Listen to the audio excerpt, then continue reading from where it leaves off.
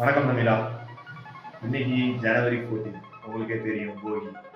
இன்னைக்கு என்ன ஸ்பெஷல், என்ன மாதிரிலாம் இருக்கும் உங்களுக்கே தெரியும். இன்னைக்கு அந்த ஸ்பெஷல்ல என்னென்ன இன்ஃபர்மேஷன்னால கொடுக்க முடியுமோ நான் அதை கொடுக்குறேன். முதல்ல போகினாலே உங்களுக்கு தெரியும், அது ஒரு லீவ். அது நம்மளுக்கு மட்டும் இல்லை, நிறைய பேருக்கு வந்து ஸ்கூல், காலேஜஸ், அதே மாதிரி ஆஃபீஸ் எல்லாமே லீவ்.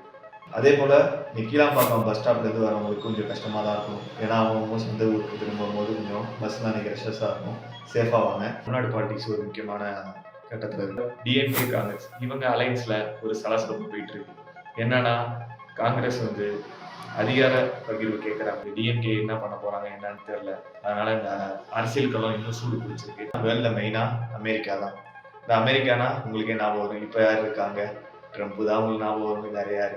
இந்த ட்ரம்ப் சார் இப்போ என்ன பண்ணிட்டு இருக்காரு? போய் ரஷ்யாட்ட திரும்பி சண்டைக்கு நின்றுட்டு இருக்காரு.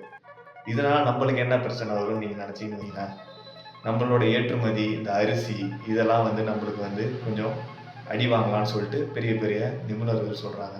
இதை பற்றி நீங்கள் என்ன நினைக்கிறீங்க? கமெண்ட் சொல்லுங்கள். நன்றி, வணக்கம்.